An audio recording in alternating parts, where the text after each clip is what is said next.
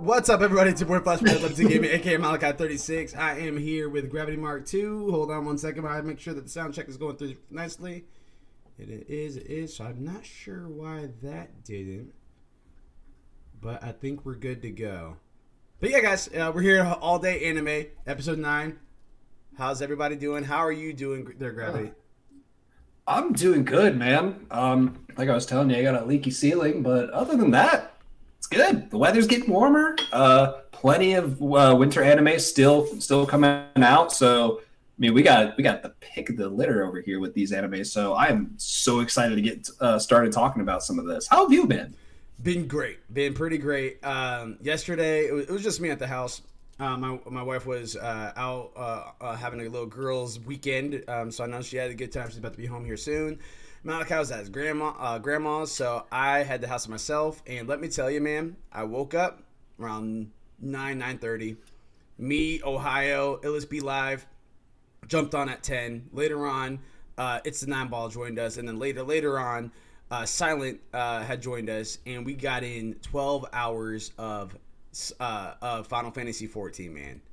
It was great fun stuff. Jeez. That game, like I've said in the past, I'm taking a little break from it, but when you do play that game, it sucks you in. Mm-hmm. Like, especially the fact that it's an MMO and you get to play with your friends. It sucks you in, and you can easily play that game for 12 hours straight. Yeah. Easy. Yep. And that's exactly what happened. We were just kind of helping them through it, helping them through the ropes. And yeah, we had a great time with it. Then we had a very heated, of course, professional anime, video game, and game discussion afterwards, because we meant to be done by 10:30. It was actually meant to be done way before that, but meant to be done by 10:30. I didn't get off the chat with them until 1 a.m.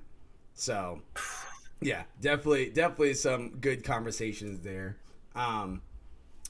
Yeah, and over the weekend I actually got finished with The Day I Became a God. That was the anime that I recently watched. Yeah, that was it's definitely is going to be one season. I don't think there's going to be a sequel or anything like that. But that was an interesting take. I wouldn't. I guess that can't be considered as a hidden gem, because I did enjoy it. It was something that always had me bringing back to it. But it was nothing that made me be like, okay, this is absolutely amazing. How come people aren't talking about this? How come people aren't playing about that? They talked about it and watching it. We actually have another hidden gem at the end that we want to talk about. But yeah, go ahead.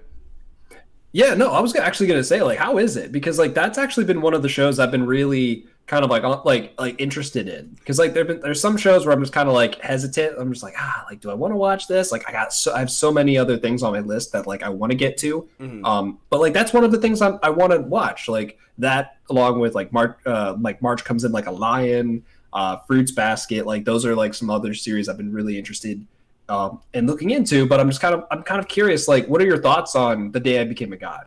Well, I'd watch it. That's my feedback. I'd watch it. It's okay. Yeah. All right. You know what? I'll check it out, and we can discuss it on another podcast. Yeah. Now, is it something that you want to prioritize? Probably not. But it is a nice little slice of life type scenario with an interesting twist in there. And yeah, and it is something that does tug at the heartstrings, just like most slice of life type movies do and series do. Because I'm telling you, man, Silent Voice, that tugged at my heartstrings big time. And this reminds me of that very similarly, not to the same degree, but yeah. I mean, yeah. Like, you and I were talking about this a little bit ago. Like, I actually just watched the first season of Domestic Girlfriend, and that tugged at my heartstrings. Like, it really did. I've been reading the manga too, so the manga's even better. I hate to be that guy. But the manga's even better. Like at parts of the anime, you're just kind of like, oh, that doesn't really make sense, but I'll go with it. Yeah. And every time you say, oh, that doesn't make sense, I'll go with it, there's actually like a story arc that goes there that explains everything. And you're like, oh, okay, well, this just makes sense. But yeah, no, I was curious to see what your opinion on that was, because again, that's one that's been sitting in my queue. And I don't know about anybody else, but like anytime I see a series that I really like, I'm just like, I just add it to my queue, so that way like I don't forget about it. Right. And then my queue ends up looking like the entire list. Yeah. And so I'm just like, oh, I got to get a little bit more picky, but there's just so many. Yeah. There's so many anime, not enough time in the day.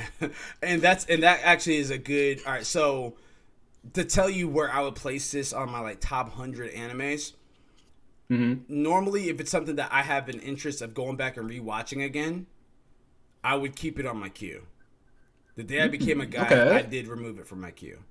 Now, does it say that's not good enough to go back and watch it again? No. But I know that I don't want to have that huge backlog of animes, especially if I've already seen it. I got the closure I needed. We're good to go. There's not going to be another series for it. I'm very confident. It's kind of like a one and done. That's how I felt about Guilty Crown when I watched that. I watched it all the way through. I mean, it's been years since I've watched it, but it was just one of those like, all right, like I'm done with it. It's cool. Like I watched it all. I don't need to go back to it. There you have it. Definitely want to give a shout out to Little Tofu 92. I know I gave you a shout out this past Friday for the follow. Same thing for I Am the Man. Thank you very much again for the follow previously. We had some technical difficulties with the internet connections this past Friday when we were trying to do the Nintendo Direct overview and the PlayStation State of Play overview, talk about the games there. But I just want to make sure that those shout outs were definitely given. Sweating Llama, as you were trying to help us by hosting your our channel on your page, we appreciate you. I don't know how good the quality was. I don't think it was that great, but it looks like the quality today is much better as I am in all green today. So good stuff there. Definitely want to give you guys a reminder.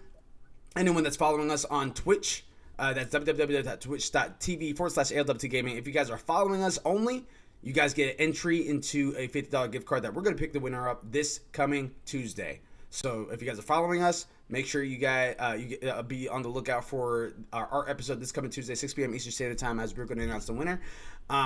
If you're a sub to us, you get an additional 2 entries. So that way you get a total of 3 entries there.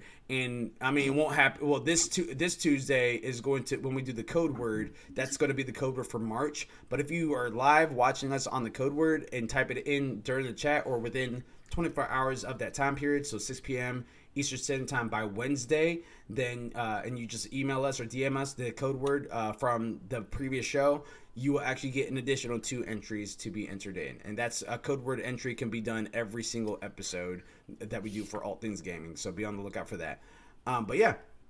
So that's just if you want to try to win a $50 gift card. Reminders out there, this coming Tuesday, games that's coming out is Maquette, Farpoint, Remnant from the Ashes, and Final Fantasy VII Remake on PlayStation Plus this coming Tuesday.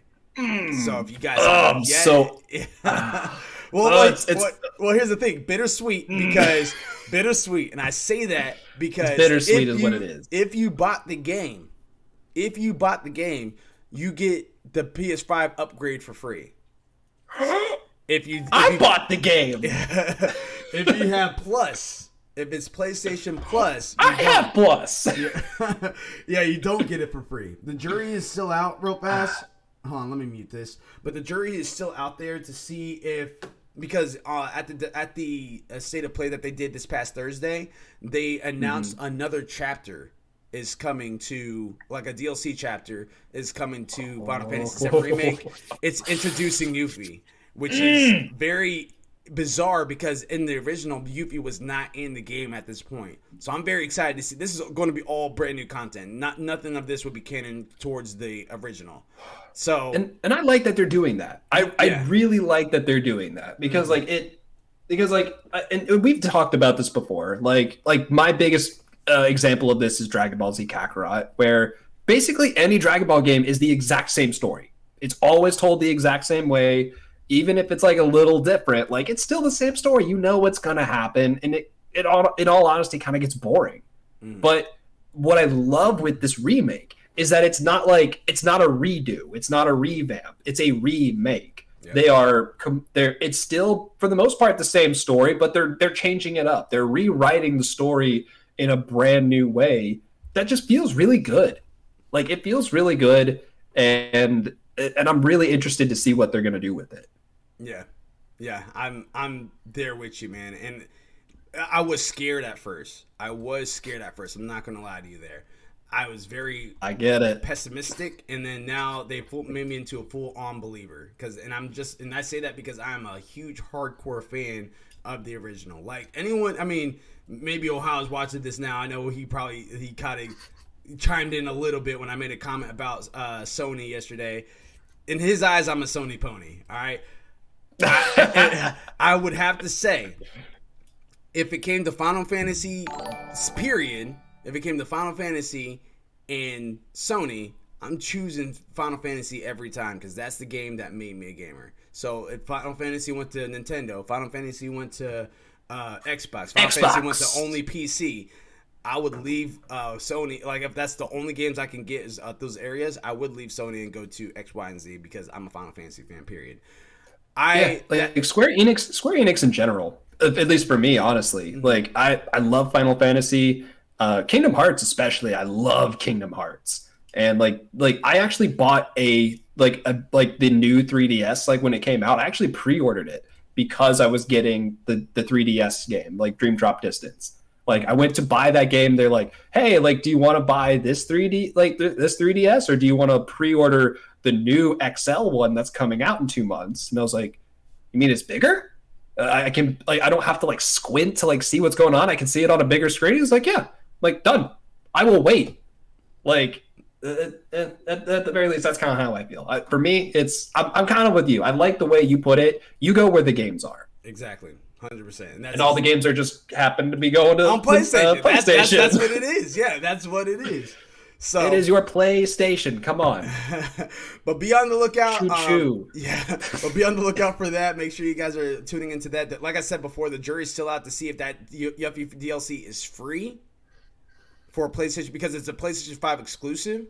So I wonder if that's going to be free for PlayStation 5 owners, or if that's something that you have to buy into. I don't mind either way.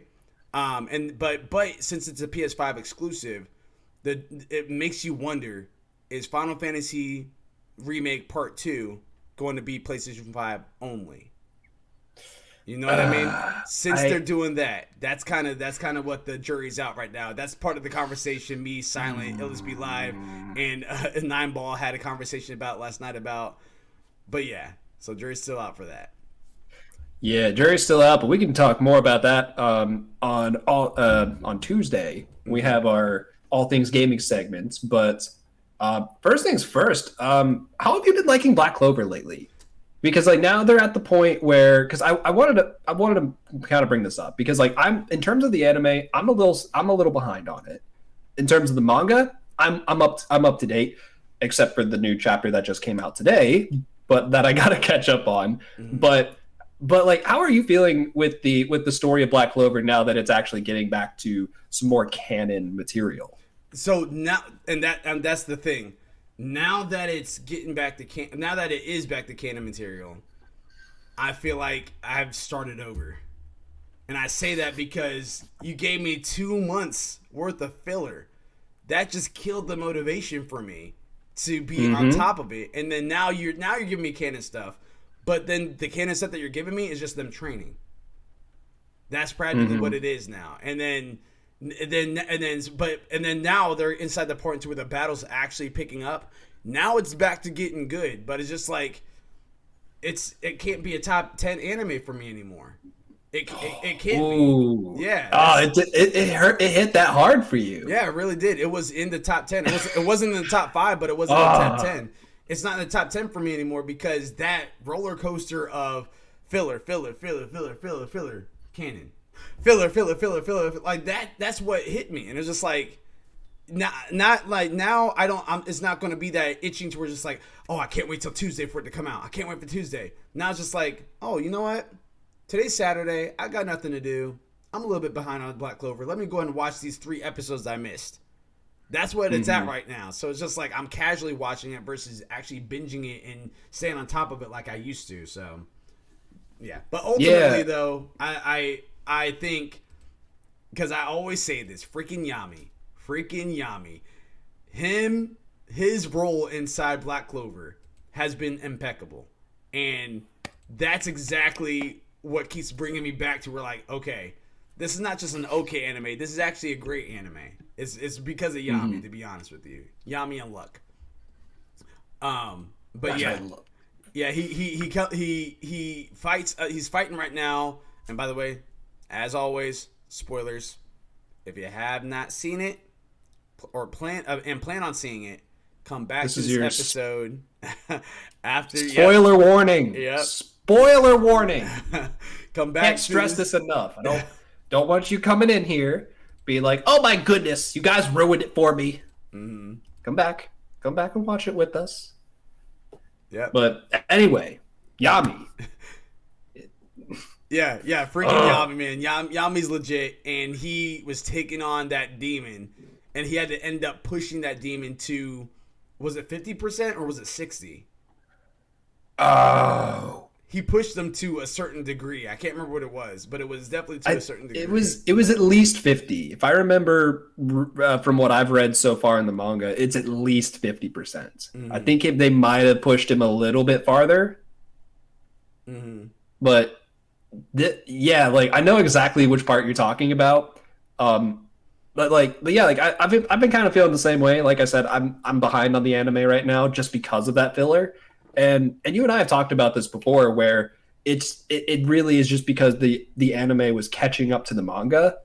Where if you look at My Hero has so much more material in the manga. That's like they have like an entire season and a half worth of material that the anime hasn't even touched yet. Yeah. That the animators are actually already doing. They're going to get that out this year, hopefully. COVID and everything, but.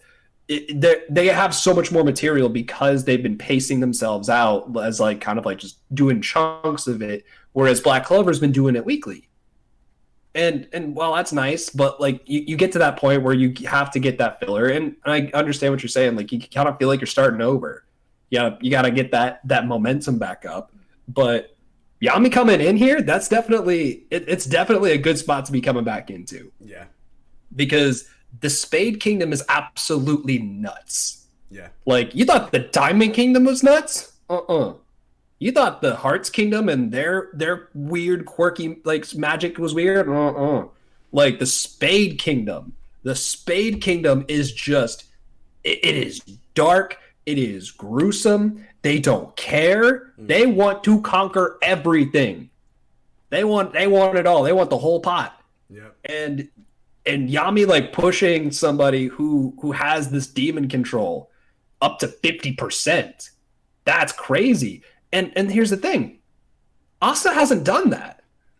Yeah. Like Asta, he has his black form, but like he doesn't like announce that it's like a percentage of anything. It's just more so like cloaking himself in like anti-magic. Now, to be fair, that is again, for anyone that hasn't seen Black Clover or don't care to see Black Clover, this is practically Naruto. So it pretty much. So when he's having that, because like when you see Naruto go inside his nine-tail form, it's not explained. He's just raging. So that's kind of exactly what's going on right now with Asta, to where he's raging. You see him going in his black form. But when you find out more about the demons itself, that they say I am able to control this percentage and stuff like that, Asta doesn't know what percentage she's at. So again, it's the same exact thing pretty much as Naruto goes. So it's not really too off the money. But go ahead. Mm-hmm. Yeah, but like like the Spade Kingdom is really raising the bar this season with this newest arc. They're really raising the bar in terms of how crazy stuff is getting, because like when you look at the last series, the last story arc with the elves themselves were incredibly powerful, but you even look at like the demon that Licht became, and you're like, geez, like that's crazy. And it gets more nuts from there. And the fact and Yami, even against that devil last season, Yami like still put up a good fight. Like Yami created the opening for them to make that final blow against that demon. Yeah. Because of his dimensions, because he can cut through dimensions. Yeah. Like let's just like take that for a second. He can cut through dimensions. Mm-hmm. Like what does that even mean? It's not just cutting the air. It's not just cutting, like it is cutting reality itself. Like it's nuts. And now he's coming in here and he's pushing this guy back. Like, and he's only pushing him to 50%. Mm-hmm. Like that it's gonna get really nuts, man. I agree, man. So, but Yeah. with this arc, because I know what happens. I'll say that I know what happens, but for the sake of my curiosity, do you think that Yami and Asta are going to come out of this victorious, or do you think that Yami's going to get captured? I personally think that Yami. So this is what I have. This is my prediction on that. To be honest with you, I don't think Yami's gonna get. Let's hear it. I don't think Yami's gonna get like beat per se, but I think something's gonna happen to where the only thing he can do is either allow one of his comrades to die or him to willingly go with the demon.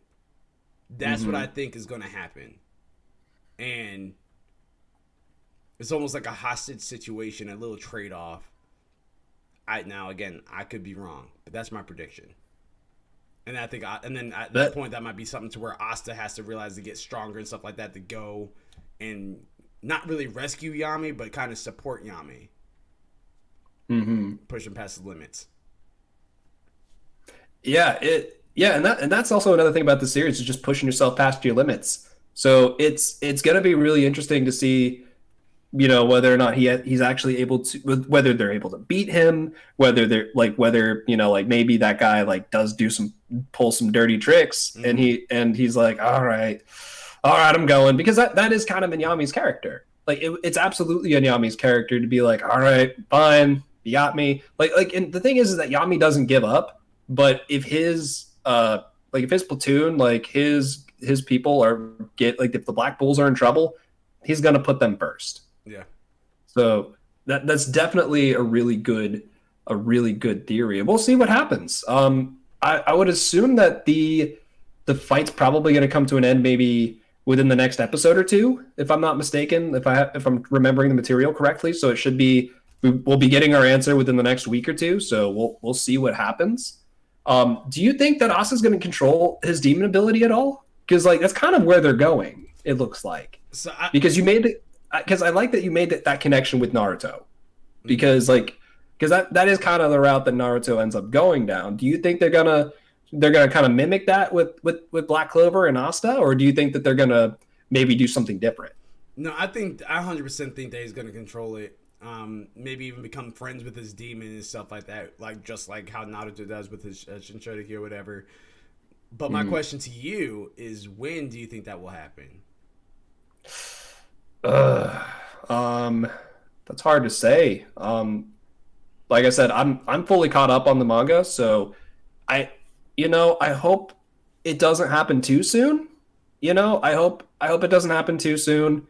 I hope that it I hope it doesn't happen too soon, and I hope they don't rush it, because sometimes sometimes in certain anime, they just have a really bad habit of just forcing transformations onto characters. And as much as we all love transformations, you gotta let it simmer. You gotta let it sit. You gotta let it rest. And I will say, something that I do really appreciate about the anime versus the manga is that the anime does a really good job letting the story breathe. It lets it breathe. It just kind of airs it out a little bit more. And it's probably just because, reading it versus actually watching it and experiencing it and hearing the sounds and the music. But I don't know if it's going to happen or not, but if it does, I really hope that it does. I hope they don't rush it. You know what I'm saying? I hope they kind of keep it for later, so that way it's more of it's kind of like a dramatic entrance, kind of like Asta, after his training, because Asta just went through a training arc. They just went through a training arc where Asta got shredded. Yep. He got some gains over this training arc. So it's if they do go down that route, that would be, first of all, that'd be really cool, because we're actually seeing that kind of precedent with some of these other characters. So we'll probably see that from Asta. But I don't want it to be kind of man, Asta's big and buff now. Now he's getting another transformation, and they just start stacking stuff on top of each other. Because eventually it's going to feel okay, you're giving him too much too soon. Let him work for it. Now, kind of in that same vein, and speaking of working for it and training, all the good stuff, we already had the Black Bulls that were training with the Heart Kingdoms. Then they got infiltrated. Then they got attacked. We saw that Luck was able to take his out after really, really pressing and pushing. We saw that I can't remember his name. It's Leo's little brother.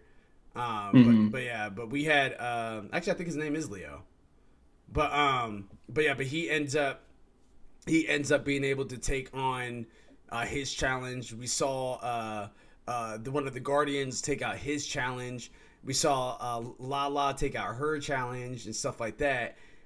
Now we have Noelle and her cousin and the Queen that's in there, and the big one of the big three is there, and they're coming in and they're pretty much killing everything, and then everyone that came across their challenges, everyone came back to life. Every single one of them came back to life, and they're now going for round 2. So, my question to you then, Noelle, her cousin, the Queen, are they going to beat that demon this round? Like this go around, this whole bout. I'm not saying next episode, but I'm just saying this whole time period while they're fighting, are they going to beat that demon lord, or is she going to beat them and then something happens and then she goes off with her 2 brothers or whatever? Like, what's going to happen? That is tough to say. Because again, I do know the answer to that question. Oh, you do? Because I do know what happens. Okay. So because that at that point, like, I don't want to spoil that for anybody. I don't want to be Mr. Manga spoiler for everybody. That's just not fun. No one likes that. No one likes the manga, Mr. Manga spoiler. You can read the manga. That's okay.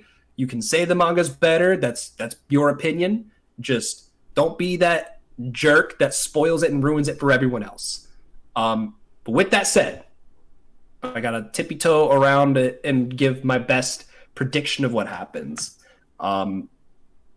Yeah, I definitely think that they're going to.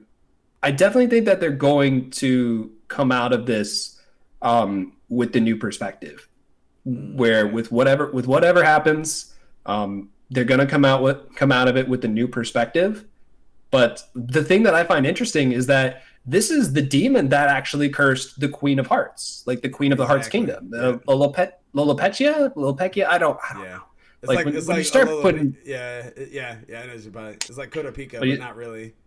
Yeah, like when you start throwing CHs in there, I'm like, is it? I don't know.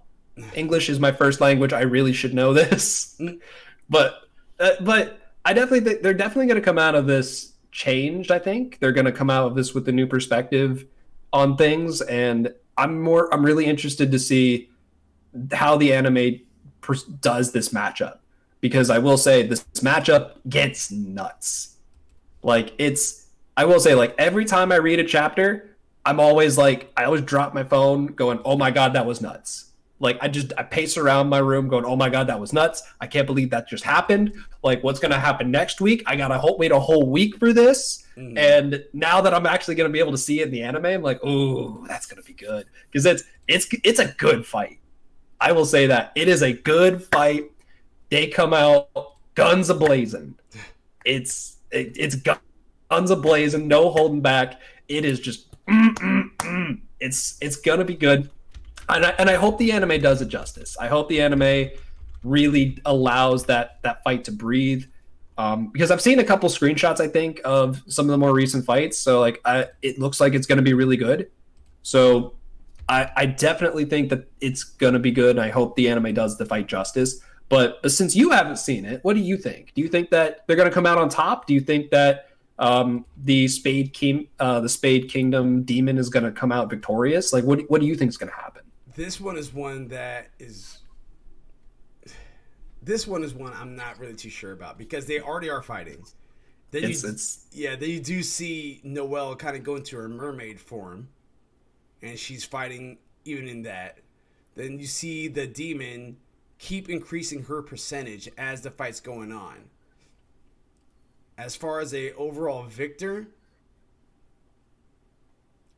I think they're able to push the demon back, barely.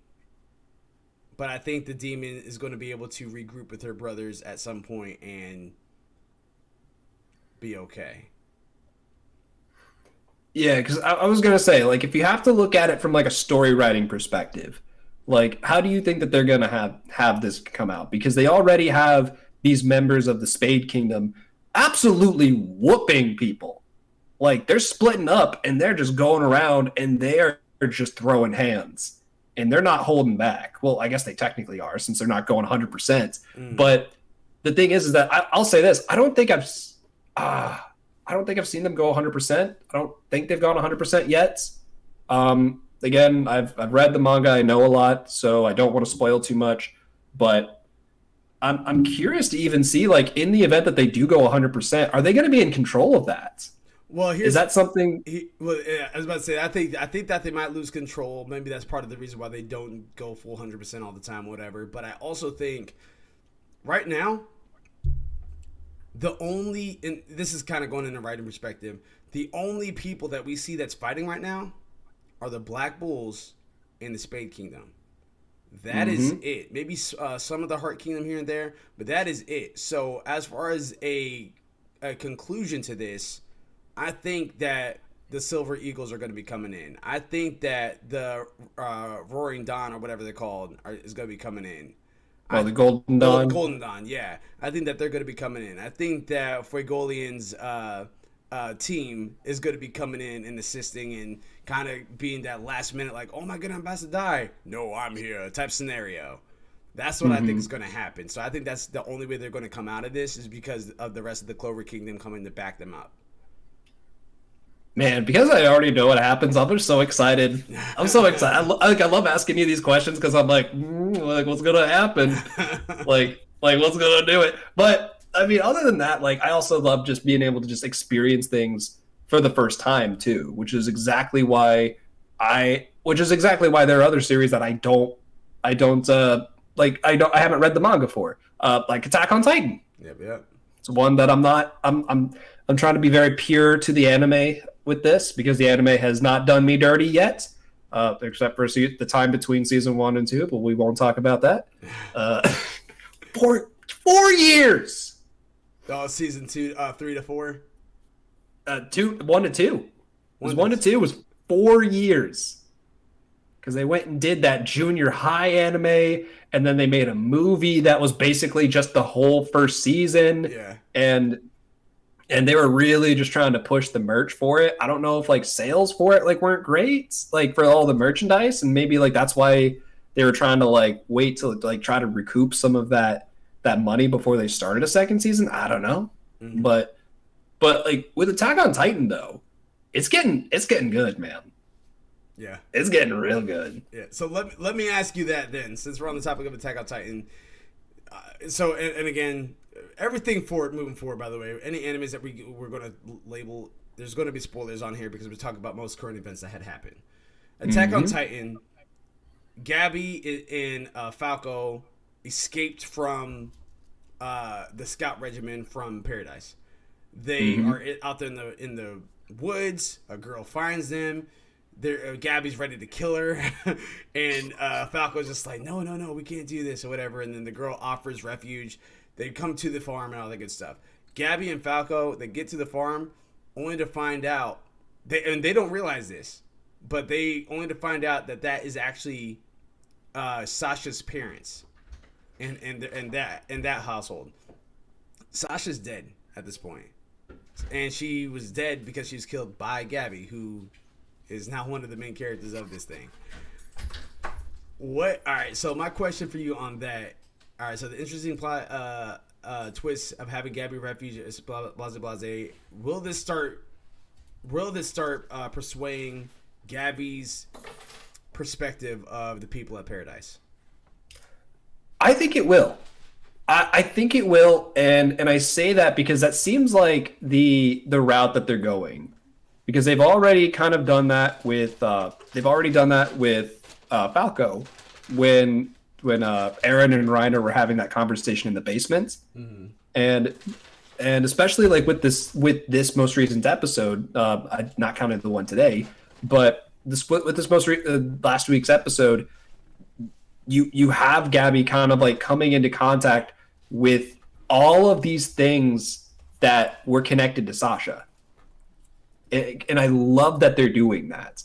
And I'll say this, I didn't even notice that was Sasha's parents when I watched this episode. Like, the series does such a good job of not holding your hand, and it's just kind of feeding you the puzzle pieces yourself, and it is giving you to put them together like when you figure it out. Like, you knew immediately that was Sasha's parents, and I had I think Abs like said something like near the end of the episode, and I was like, "Oh, that was." Yeah, it puts the whole episode in a new perspective. And one of the things, here's a few reasons why I knew off the bat. One, they reshown Sasha's parents when they were visiting the grave, so that was one. And then two, by the way they talk, y'all, reckon, here, all that. Exactly. That's all Sasha. So, but yeah. Yeah. And again, like I said, I love that they're doing this. I love that it's kind of like Sasha's, it's like the ghost of Sasha is not leaving her alone. Yep. But it's not like she's being haunted like Scrooge and like seeing all these spirits that are trying to like haunt her in a bad way. It's showing all of the good sides of Sasha. Yeah. Because when she saw Sasha, like before she killed her, she saw Sasha's ugly side. And that's the thing. It wasn't even Sasha's ugly side. It was just somebody that she didn't realize killed one of her people. That's what she saw. And yeah, like she saw a demon, she saw a monster. Yeah. And I like that they're having this this almost kind of this comparison with Falco and Gabby, in the sense that like Falco is actually like hearing out, like he actually heard it like from the main characters themselves. Yep. They're from two different worlds that already clashed and collided, and that you find out, oh shoot, the people on Paradise Island, like maybe they're not actually that bad. Yep. And maybe what we did was actually really terrible. And I think it's because he's already in that mindset of like where he's not super confident in himself. He like he wants to take over the Armored Titan, but like he's just like, oh, like, you know, like I'm not that strong, I'm not that smart, like Gabby's probably gonna do it. So like he seems kind of like more, I guess you could say just a little bit more emotional, a little bit more in touch with his sensitive side, and so he's able to empathize with people a little bit better. And so he's like, oh, this is all wrong. This is all wrong. But Gabby has had so much of the Kool-Aid. She's drinking she's drank gallons of that Kool-Aid. Yep. And she said, thank you, more please. Because she was so proud to be this warrior. She's so proud to be a candidate. She's so proud to want to be a Titan for the country of Marley. And she in a sense, like she has this humility to her, where she's like, oh, like I'm an Eldian, but I can, rise up to be, a true Marley, and I can sacrifice myself and give myself for this country that takes me in, even though I am a monster. Yeah. And it's like, well, who told you you're a monster? The same people who took me in. Mm-hmm. And also, on top of that, like, she was a type that just believed everything that the Marleyans had told her about the people on Paradise. Everything. She didn't fact check anything. So that's why in this episode, you can't. Yeah. That's the thing. You can't, because the minute you do fact check stuff, like your dad's going to smack his hand on the table and say, the walls are listening. Yeah. Well, even so, they're always listening. Yeah, that's exactly it, because that's what happened with Erwin and his dad. But it's just like, like the thing though is that you don't, and this just kind of goes in life in general. This is not going to be a life segment or whatever, but I'm just saying in general, you have, like, you hear stuff, you still want to, some stuff is just going to make sense and just easy to go with. There's going to be some stuff that you want to question. Even if you don't verbally say it, you still want to think. You still want to question it, Because what if those people are wrong? What if these people only experience one side of the story, just like the Marlians did, and just like what we went through for the first 3 seasons of The People in Paradise? So that's where Gabby's downfall was, because she was blinded by hatred because of what she was told. She believes that they were all demons. Now she's trapped on Paradise. Now she's being harbored by a girl and the people on the farm. The girl realizes that Falco and Gabby are actually from Marley. Like, she actually knew their identity, and she still was just like, why did my mom have to suffer? She was crippled. Everyone left her. A Titan was eating her. She was screaming until she couldn't scream anymore. Dude, that was a sad scene. That was a sad scene. And Sasha's the one that saved her from that. And you killed Sasha, which this girl does not know right now. Yeah, man. Do you think she would have? And I'll say that I'll preface this by saying this. I don't think so. But do you think that had she known that she killed Sasha, would she have lost it on her? Probably. Do you think she would have lost it? Because like I think she probably would have, but at the same time, she, like, even at the very end of that, like, they were like, was it Falco that apologized? Where he was like, "Hey, I'm really sorry," and she was like, "Why are you apologizing? Like, you were just like you don't have to apologize for being a Marley, and like you were just born there." Exactly. And it's the whole, and she's flipping the whole script back on to Gabby, because Gabby is like, "Man, like, you were born in Eldian, like, you're a terrible person." It's just like, no, my mom was born here. Like, my mom had nothing to do with that. That's thousands of years ago. Exactly. That was over 1,000 years ago. That has nothing to do with me. That has nothing to do with my mom. And I love that Falco came out and he was like, "Hey, this, like, the reason why your mom had died was because Marley initiated an attack. It was a strategic war tactic, and people ended up dying, and I'm sorry about that." And it just, oh my, it's so good, because like they make so many comparisons, like, because like while this is fiction, and while this is like a story about friggin' giants who eat people and people who can turn into said giants, like there's so many connections and comparisons to real life world history and real life human psychology and the way that people think about stuff, where it's cognitive dissonance is what it is that Gabby is struggling right now with that cognitive dissonance, where she's being given new information. She's being given new information, and where Falco is able to process that information and say, "Oh, yeah, oh, that was wrong. Oh, wait, hold on a second." And he's able to pivot a little quicker. Gabby drank so much of that Kool-Aid that now she's just like, "Wait, no, like, you're lying. Like, you have to be lying, because if you're lying, then that means everybody that I trusted up until this point was lying. So does that mean, like, who can I trust? Who can I trust? What can I believe?" And it just tears people apart when that happens. And the thing that I just find absolutely hilarious is that nobody likes Gabby. She is such, like, I will say this, nobody likes Gabby. All of the memes about Gabby are absolutely hilarious.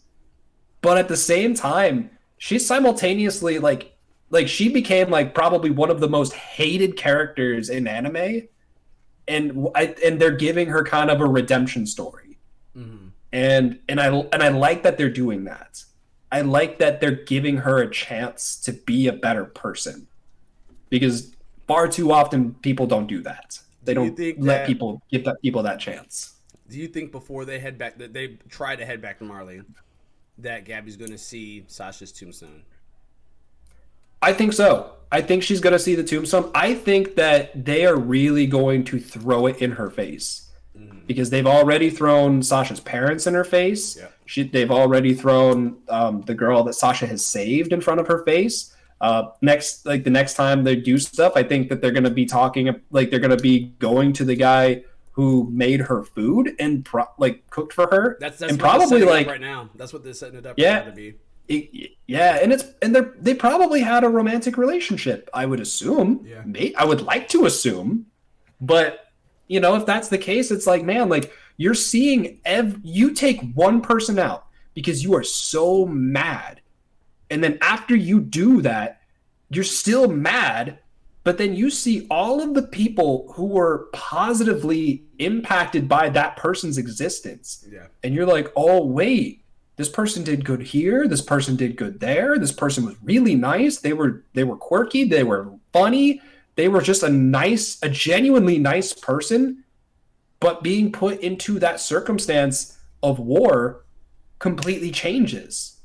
You have to make decisions that you wouldn't normally make. Yep. You have to make ethical decisions that you wouldn't normally make. And I like that they're tackling that. I really think that they're going to push this to its limit with Gabby, where I really think that they're going to really rub it in. I really think that they're going to really rub it in, and eventually it's going to culminate to maybe Sasha's friend who cooked for her, like taking Gabby to her grave. Because the one thing is that like they haven't said her name yet. They haven't said the name. Yeah. Well, I was about to say the people at the farm haven't said the name. And honestly, I'm not even sure if Gabby truly knows who Sasha is. But she was on the boat and the airship, and they did say they did say, "Oh my!" Yeah, it's like, "Oh, she shot Gabby," or she shot Sasha. Yeah, I was about to say, yeah. And now I wonder if that is something, because they haven't really panned to show that Gabby picked up on the name that they said it. Now, granted, they did say it on the ship. She was on the ship. Even when Connie came inside the room and they were tied up, he said Sasha's dead. And I wonder if they're going to kind of play that back, and like at a point to where like because like I said, they didn't capitalize that Gabby and Falca had heard the name, but I wonder if something comes up to maybe in this episode that came out today, maybe they might be like, I miss my girl Sasha, or maybe the Marleyan that they're about to go see the cook might realize them. He might recognize them, and he might even, I don't want to say out them, but he might even like kind of like why are you guys here? And he might be the one that like realizes like you killed Sasha, and that's gonna be a whole scenario, man. That's what I was thinking too, because I was thinking like they could easily take her to Sasha's grave, and she could probably have this huge breakdown where she just gets stuck and she doesn't know what to do, and then maybe when the fighting starts back up, maybe she'll pick herself up and maybe she'll be better, or it's that, while she's there at Sasha's grave, Connie shows up and goes, first of all, what are you doing here? You're supposed to be locked up way over there. Second, you killed Sasha. And it could be that moment where Gabby actually might be at that breaking point where she's about to just freeze and doesn't know what to do, doesn't know what to believe. She doesn't know what her reality is anymore. Mm-hmm. But Connie, like, coming in there and being threatened by her and putting her back in that fight or flight mode might actually trigger her to just instinctively go back to the way she was, where she might leave to try to run back and meet up with the Marleyans, which at this point we don't even know what they're. We do kind of know what they're planning, because they did kind of mention that at the end of the episode. But Zeke has been a really big player in this. Yep. Zeke has been a huge player in this. Like, they haven't been focusing on him too much, but like, this is all his plan. This is all his plan, and so far we don't really know what else is going to happen right now. Like, we already know that he wants to try to get the Founding Titan, back into royal blood hands, so that way they can trigger the rumbling, which is just basically just releasing all of the Titans that are in the wall. Which I think it's only going to be Shigansha, because they told the people of Shigansha to evacuate. And only them. So I feel like instead of like releasing all of the Titans from all of the walls, it's probably just going to be just those Titans from that little ring.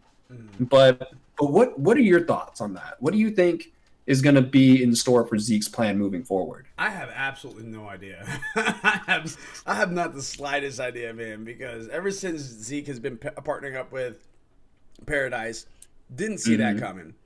Then there's definitely obviously bad blood between Levi and Zeke, and I wonder if that's part of the reason why Zeke came up with his plan, because he realized that there's a human that can easily take out a Titan with intelligence. because Zeke got ate up by Levi. Oh, Ate up. Levi's like turned his arm into ribbons. Yeah, it was He bad. ripped his arm. Yeah, it was bad, and I wonder if that's part of the reason why he's just like, okay, there is somebody. Like, I think that his plan does include Levi. I think his plan does obviously betrayal of the Marlians. I have no idea what he's gonna do though. I have no idea. What about you?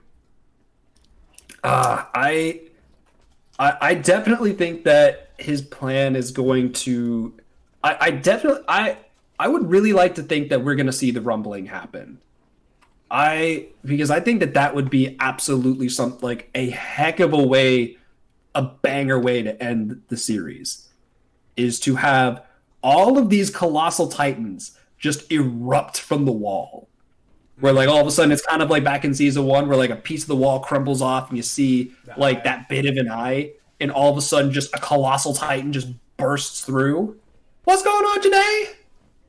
Hey y'all. What's up? Hey. Oh, I mean, hey. I said y'all, but hey.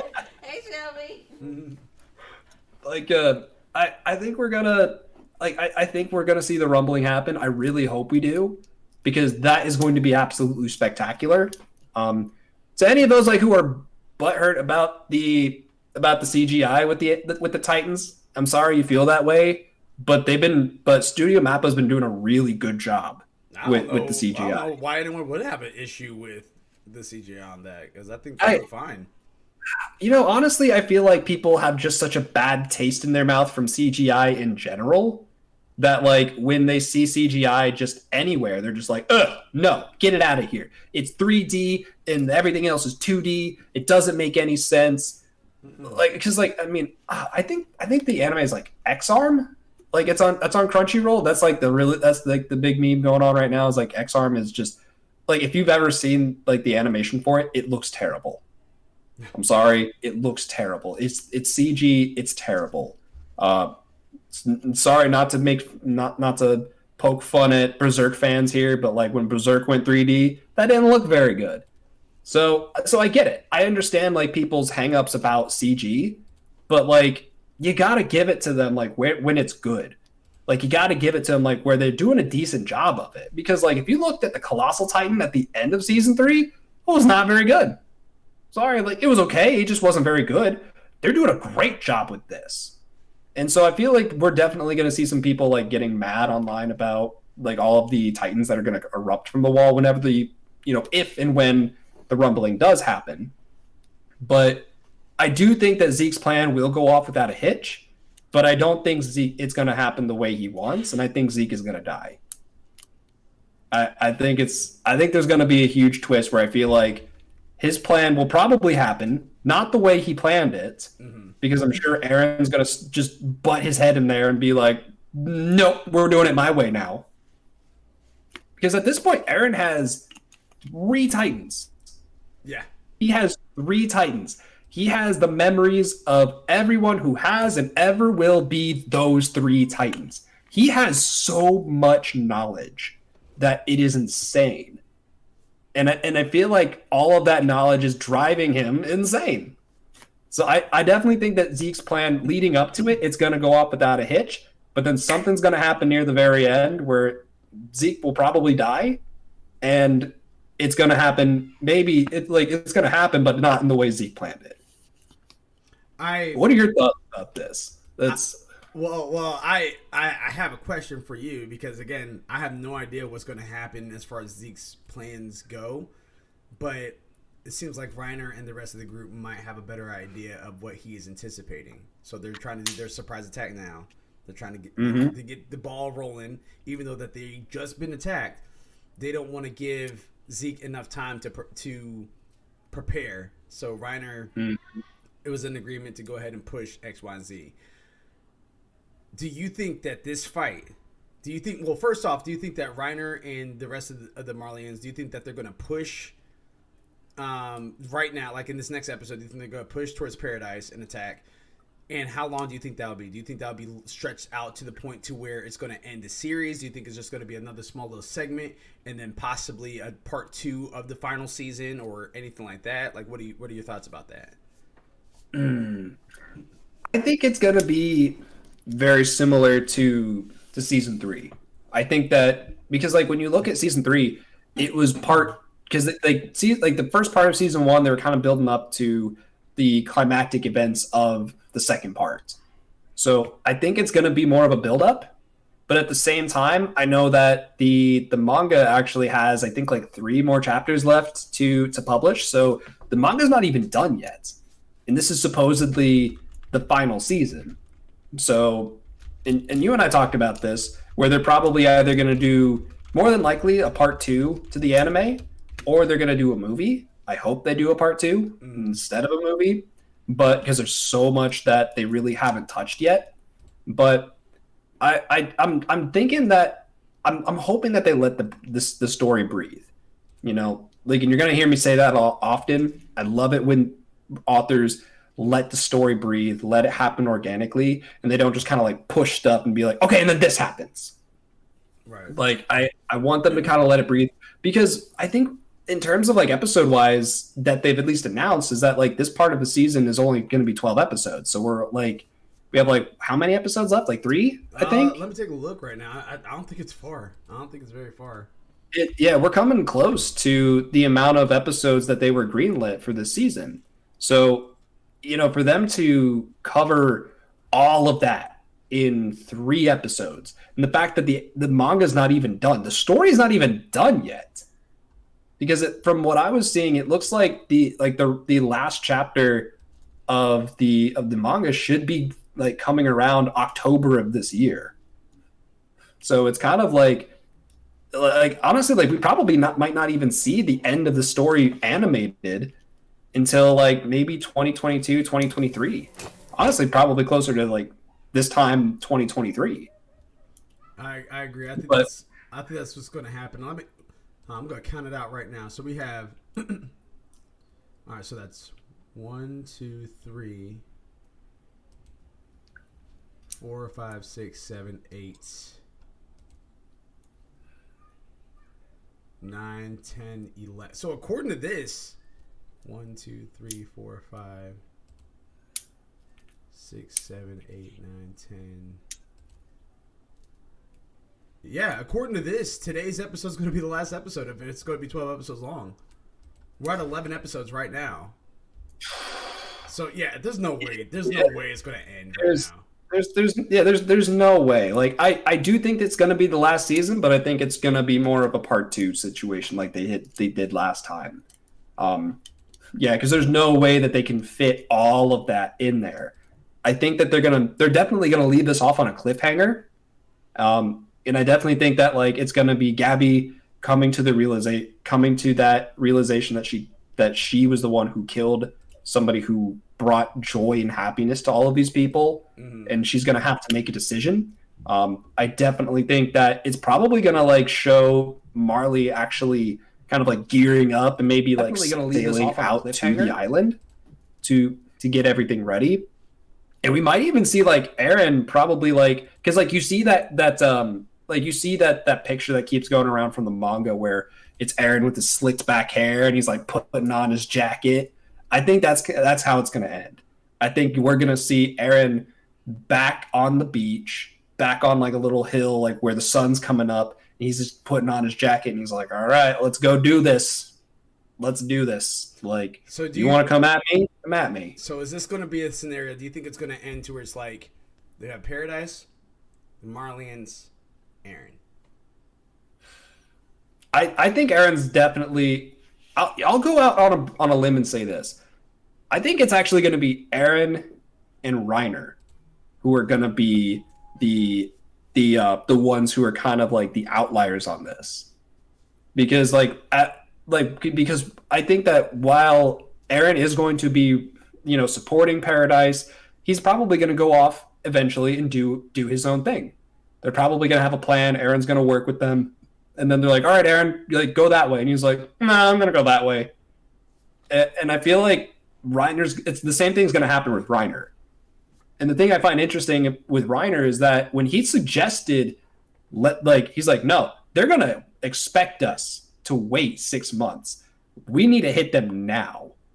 Because he was brought up not just in the Marleyan military, but he was trained in the military of Paradise. Exactly. He knows their military tactics. He knows these people on a very personal level. He knows what they're going to do. He knows that these people can be unpredictable. And so he's like, we have to be unpredictable to beat the unpredictable. Exactly. And I feel like Marley is going to pull this unpredictable move, but I feel like Reiner is probably going to go and do something else unpredictable while he's there. Where like Aaron's probably going to be like, nah, I'm going to go over there.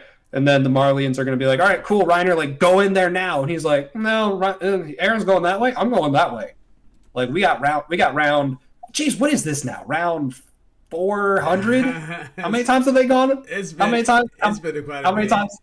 Yeah, it's been quite a bit.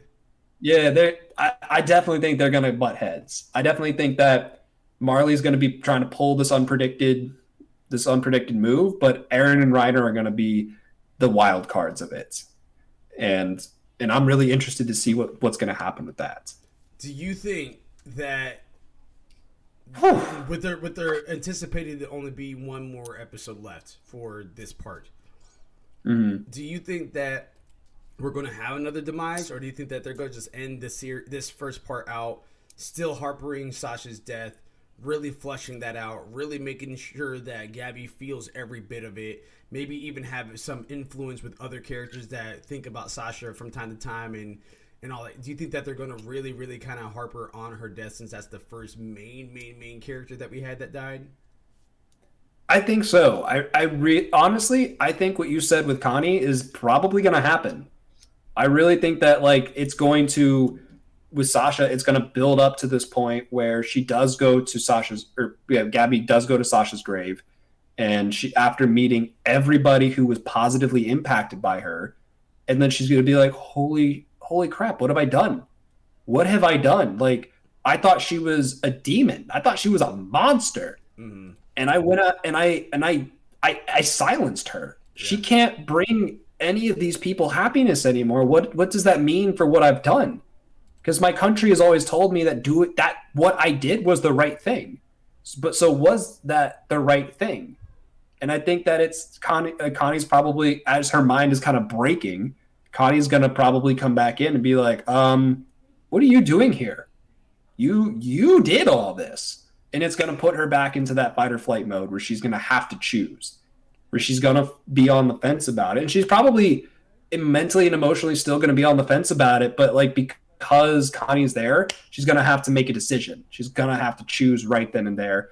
And I hope to God, and again, I know we've said this before, if Connie ever died, I probably wouldn't be too sad about it. But if that happens, and he's just like, what are you doing here? And she turns around and pulls a gun and shoots him too, I'm going to be real mad. I'm going to be real mad. I'm going to be so upset. But then again, I already think that everyone's going to die. That has been my theory since day one. I have always thought that every single character is going to die in this. No one's going to be the winner. As crazy as it's going to get, that's what I think. But what are your thoughts? I'm kind of on the same boat. I think that everybody, for the most part, may die. I think maybe Mikasa will live. I wouldn't be surprised if not everyone dies. I think Mikasa may live. Maybe even Levi will live. I think Falco will live. Gabby's probably going to die. I have a feeling that. I don't know. Yeah, I think she might live. I don't think so, man. I think if she lives, I think if she does live, she'll live with a new leaf turned.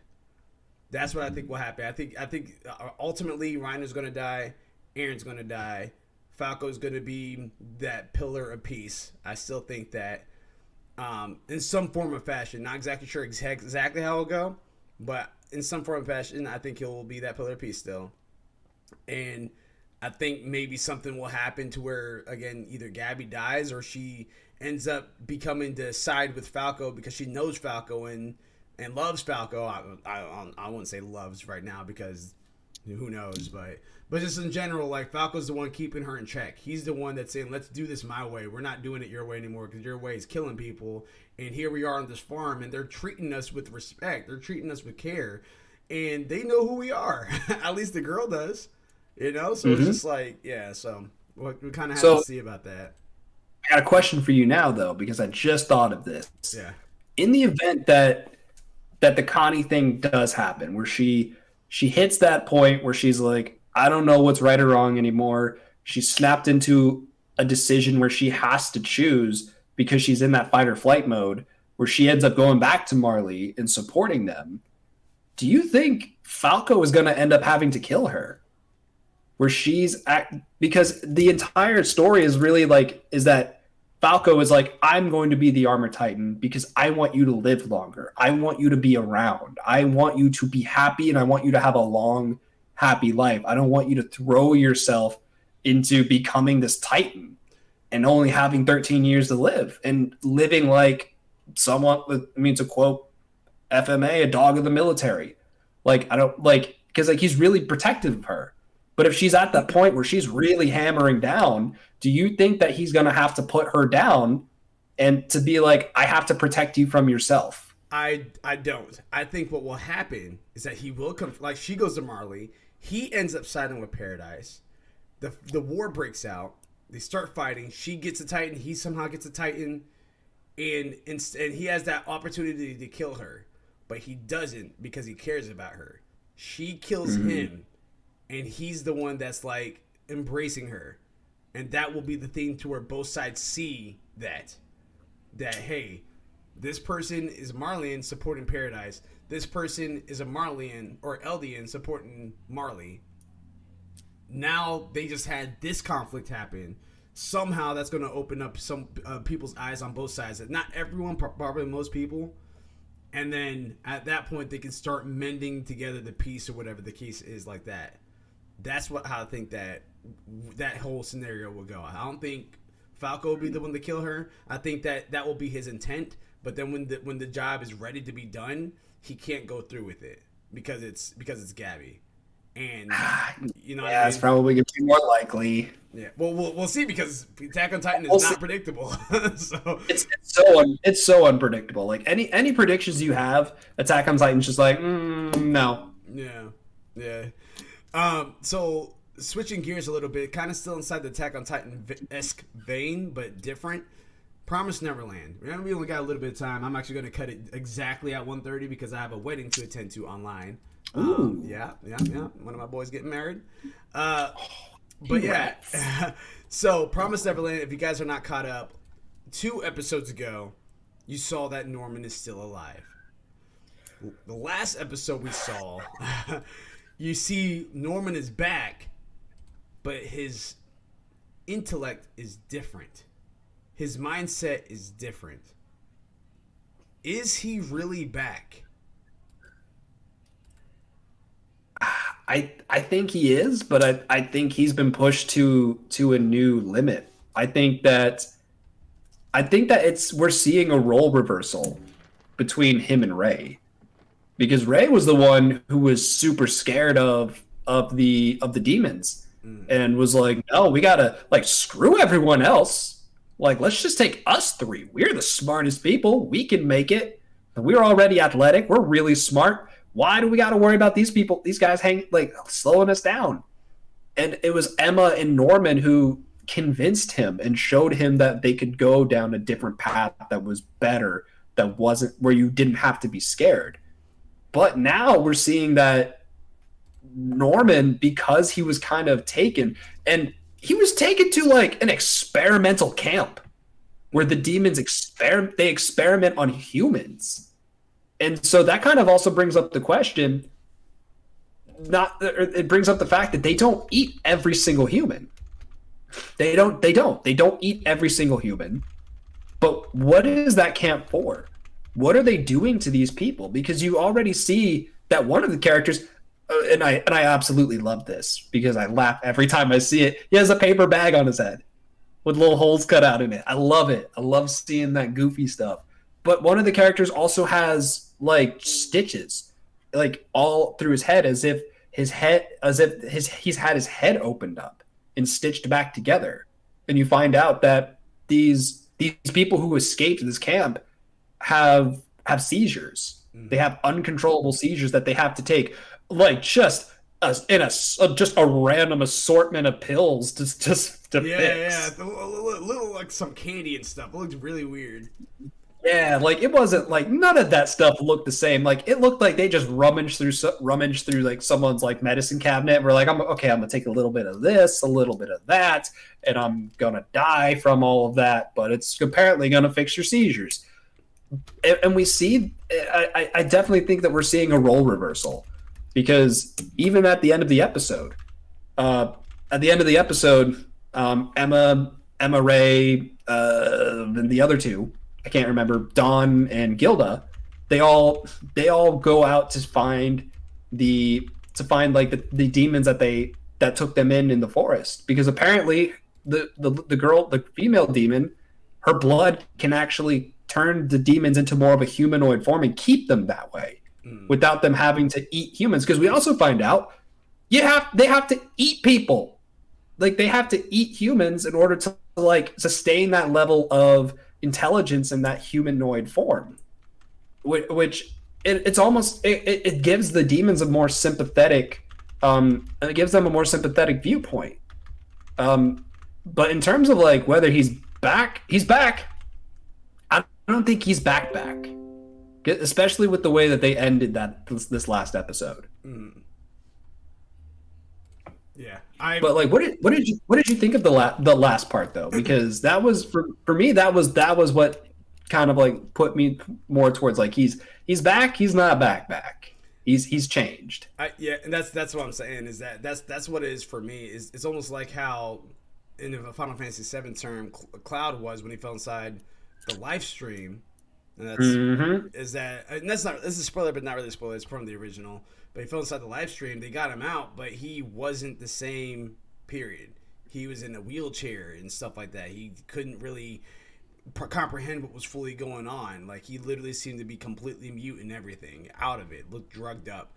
I think Norman is back, but corrupted, and yeah, I'm not even sure that's even really Norman anymore, because like I think he still does care for Emma and Ray. He still does care for them.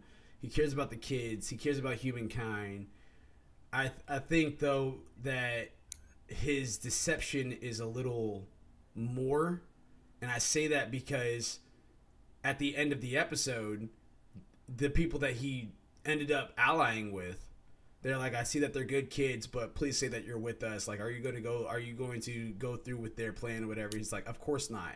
Like, he just deceived his childhood friend. Well, I mean, he's a child, but still, it's like he just deceived his friends that he holds dear. He's just like, no, like, I have no intentions on negotiating with Emma's reasonings or whatever. Like, if I see this demon, I mean, she's dead. I'm killing her. And then you see the demon that you saw what they did to one of the bigger demons. You saw exactly what they did to that, and it was just like they're more than capable of killing them. They're more than capable of killing them now. So it's just like, who is this Norman? Like, yes, it's Norman, but who is this? Do you know? Who do you think it is that he saw when he was leaving? Like, as he's being escorted from the farm, and right when we all was like kind of painted the picture that Norman probably is dead. Who do you think we saw at the end of that? I have a really strong suspicion it was a very high-ranking demon. Because Really? the one thing I think so, because like the one thing that like all of these characters that escaped the camp tend to really hold in common is that they all just are disgusted with demons. They hate them with a burning passion. And it very well could be because they were, they were tortured and they were experimented on, but they all have this very deep hatred of demons, and I feel like it goes deeper than just being experimented on, especially with Norman. I think that Grace was introducing him to a very high-ranking demon that revealed a lot of information to him. I think that he's basically going to, come in. He's going to explain to Norman, like, hey, what's up? Your brain's probably absolutely delicious, but we're not gonna eat you. We're gonna do some experiments on you. We're gonna mess around with your brain. We're gonna see if we might be able to figure out why your brain is so special the way it is, and we're gonna try to figure out if we can, raise humans that way. Mm. I think it's a high-ranking demon. I think but- it's not. Ooh, what is your theory on this? Like, is it another human? No, I think it's that William guy. Minerva? Yeah, I know that Norman said that he's dead, but maybe he wanted another alias. Maybe Norman's lying. You know what I mean? At this point, he showed that he's not trustworthy, at least for the viewers. Emma and Ray don't realize that. I think it's William. I think it was William. What if? And I'm gonna throw this theory out there. I know the manga's done. I don't know. I haven't read the manga fully. I don't know what's going on with it. But theory here. Because we already know that when demons eat humans, they become more humanoid. Mm-hmm. What if the same is vice versa? What if he's saying that Minerva, because he does say to the group, Minerva's gone. Like, he's gone. Yeah. Like, he's not here anymore. What if that is Minerva? And what if he's saying Minerva's gone because that's no longer Minerva? They experimented on these kids to try to maybe turn them into demons. Mm-hmm. Yeah.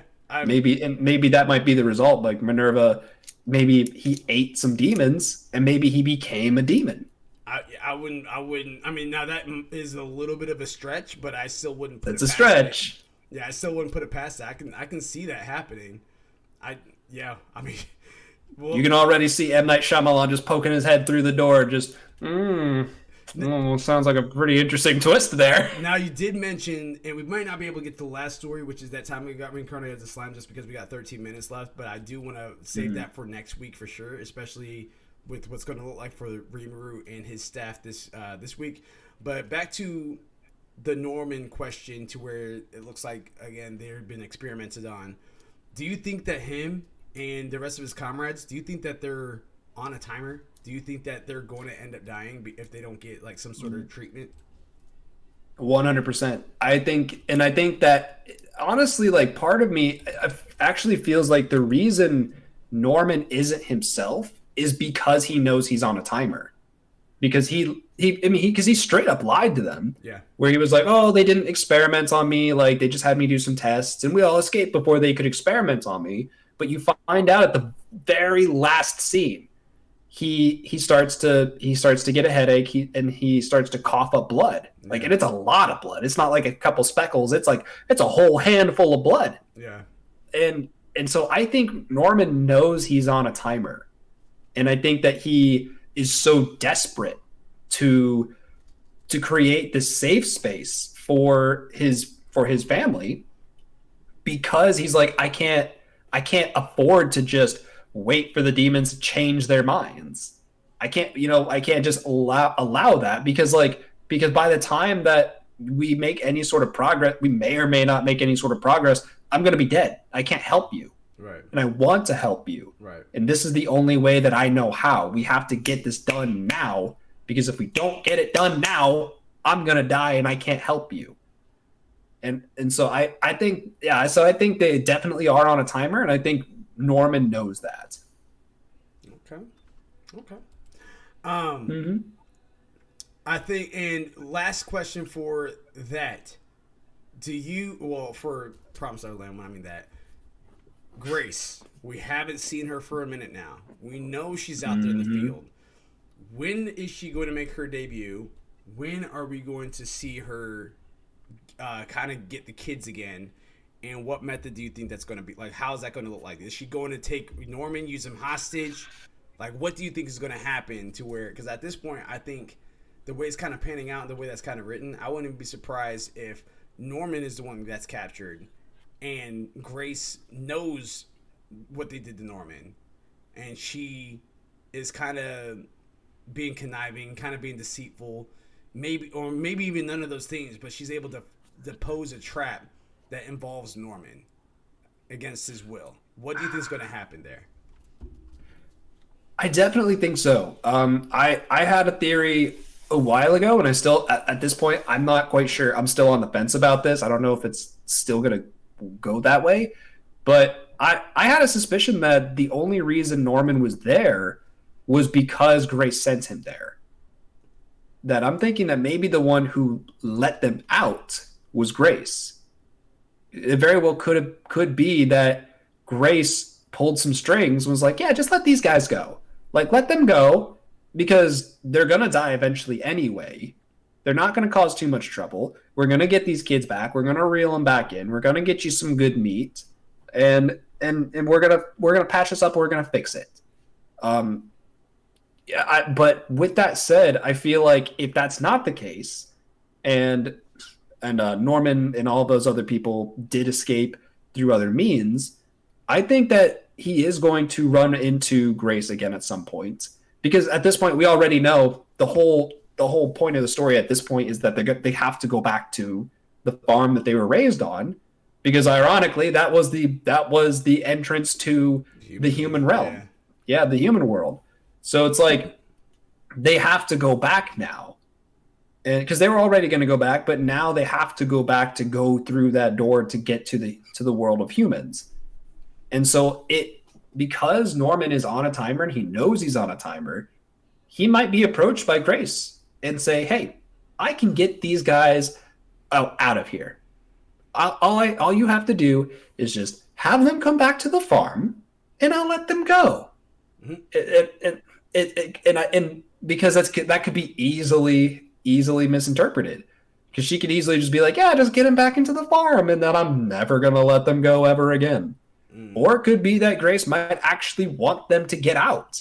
Maybe Grace is actually like, yeah, come on back in and then I'll help you. But this is another one of those things that I really don't know. I really don't know. Like, I do feel like Grace is maybe going to Grace understands that Norman's on a timer and will try to force him into making a rash decision. But other than that, I have no clue. What do you think? Do you think that Grace is just going to kind of sit at the farm and just kind of let them come to her, or do you think she's going to maybe send a messenger, or do you think she's going to personally leave? And actually try to track them down herself. I think 100% she's going to personally leave and track them down and maybe even get them all. My hope is that she comes to now a realization, because she realizes what she's doing, but I think she kind of maybe gets an epiphany. Maybe something happens to where she's just like, you know what? Enough is enough. Let's go ahead and get these kids to safety. She'll die in the process because of what's implanted in her neck. So she would die, but I wonder if that's something that's going to end up eventually happening, because I think she does, like, she's kind of doing what she's doing because of for her own survival. She's been doing that for so long for her own survival. Now that the kids have knowledge of what has been going on, and maybe that was something, and this is kind of a loose theory, but maybe that was something that made it so easy for her, is that she's like, the kids, they don't know what's going on. It's only one kid at a time.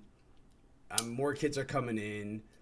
Like, I can deal with that. But now that the kids know the whole what's behind the curtains, now that has been fully established, I'm wondering if she's just like now feeling guilty. Now the weight's kind of falling in on her, and then maybe she'll actually end up starting to turn over a new leaf. That's a super stretch. Probably not even going to be even close to accurate. But I'm kind of in the same boat with you. I don't know fully what's going to happen as far as Grace's involvement. Maybe Norman. Maybe that's something. She captures them all, and Norman is just like, you know, Mom, I know how to get that thing out of your neck. You know what I mean? Ooh. And something like that happens where he's just like, they experimented on me. Yes, I'm hurting right now, but I was able to get it to where now I left the farm and I'm not exploded. You know, like I'm kind of curious. Now, granted, of course, they wouldn't want to explode the kids because meat, grade A meat, their brains are delicious, all that good stuff. But I'm wondering, grade A Wagyu meat, man. But I'm wondering if that's going to be something that's going to kind of come up. It's just like, he's like, I can help you get that thing out of your neck. So I don't know. We'll have to see. I do want to say, yeah, we're gonna skip over the that time I got reincarnated as a slime. So we're gonna save that for next week. I'm gonna try to keep these same questions that we have up here. There'll be about 5 of them, or 4 of them. I did want to go down to Hidden Gems, and this is an anime that you've watched. I'm not sure if you completed it. I've completed it. Mm-hmm. But I don't see a whole lot of people talking about it. So we're gonna talk about Darwin's Game. So it's a 17-year-old Kaname Sudo accepts an online invitation from a friend and to play an app game called Darwin's Game. Unbeknownst to him, that involves fighting between life and death. Those who play the game are given a sigil, an ability of that varies from player to player. Trapped in this game of relentless murder and conquest, Kaname determines to clear the game and seek out the killer game master. So, Hunger Games, practically what this is. It gets very interesting. It's pretty good. It's pretty darn good, and like it's one that I started it and I actually couldn't get past the first episode the first time I watched it. I kept on falling asleep, even in the middle of the day. So I was just like, I kept falling asleep. I kept getting tired. I ended up fully pushing through it one day, got through the first episode, ended very uniquely and very odd. But then, like, as it progressed, you see the development of the main character. The way he started now versus where he's at the end of the first season, 2 entirely different people. It's almost like now for me from Rising of the Shield Hero, of where he started to where he's at now. Very similar concept. It is one of those ones where you're just like, I don't know who's going to live. I don't know who's going to die. You have the sense that the main characters are going to live. You just kind of had that feeling. But there are some surprises that happen throughout the series that you just actually kind of don't see coming. But I would definitely highly recommend it. DG is tight. That's what he just said. Yeah, Darwin's Game is tight. That's from Ohio. Yeah, I wholeheartedly agree. So, yeah, there you have it. Darwin's Game. If you guys haven't checked it out, it's on Funimation. I believe it's on Crunchyroll as well. Definitely check that stuff out. I think you guys would enjoy it. Question for you. Did you ever see the movie Nerve with Emma Roberts and Dave Franco? I haven't, no. So to me, like, Darwin's Game feels like a combination between like Nerve and Hunger Games, but with like kind of like superpowers a little bit. Interesting. Where the movie Nerve is like basically like it's kind of like it's very similar to Darwin's Game in the sense that it's a phone and it's basically like live streaming like bets where someone's like, oh, I dare you to go do this. And so if you do the dare, you get money for it, but you stream yourself doing it. And the thing is that the dares keep getting more and more intense and life threatening. And it gets to a very crazy point where like at first it's like, oh, do this really stupid petty thing. And then it goes all the way up to like jump a friggin' bridge or like steal this or like go beat that person up or go kill this person. Like, so it almost feels like a perpetual Hunger Games where like you're constantly being like thrown into different games that you have to go up against people in. And if you win, you get money. And so it's kind of one of those things where like if you win these games, like first of all, if you enter the game, you're pretty much stuck. You can't get out and you're forced to have to play the game, which is exactly why the whole purpose of the story and the driver of the main character is to find the game master and take him out. Because if he takes out the game master, he takes out the game. So that's the idea. But to me, it feels kind of like a mix between like Hunger Games and the movie Nerve. I do want to ask before we go ahead and dive into this last little bit of, actually, as we dive into this, we're not going to be talking about that time I got reincarnated as a slime today. However, that does not disregard the fantasy death match I have right now between these 2 individuals. Shion from That Time I Got Reincarnated versus Raftalia from Rising of the Shield Hero. Who's winning?